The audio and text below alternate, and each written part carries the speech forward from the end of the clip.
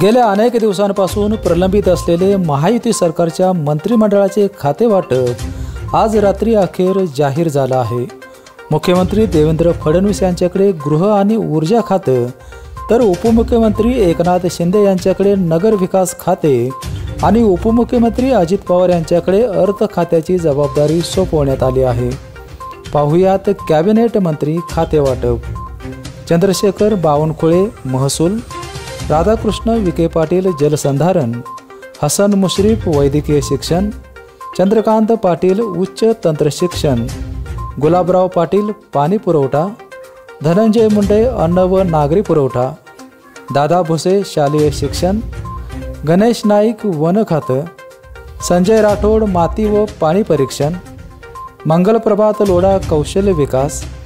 उदय सामंत उद्योग व मराठी भाषा, जयकुमार रावल विपणन, पंकजा मुंडे पशु आणि पर्यावरण, अतुल सावे ओबीसी विकास आणि दुग्ध विकास, अशोक उईके आदिवासी विकास, शंभूराज देसाई पर्यटन व खान स्वातंत्र्यसैनिक कल्याण मंत्रालय, आशिष शेलार माहिती व तंत्रज्ञान, दत्तात्रय भरणे क्रीडा व अल्पसंख्याक विकास, शिवेंद्र राजे भोसले सार्वजनिक बांधकाम विभाग, माणिकराव कोकाटे कृषी, नरहरी झिरवळ अन्न व औषध प्रशासन,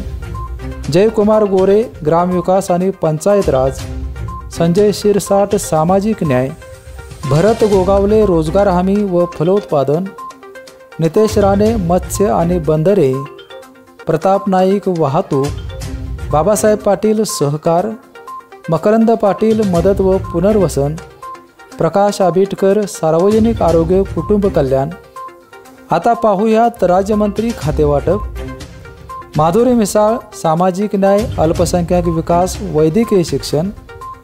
आशिष जयस्वाल अर्थ आणि नियोजन व विधी न्याय,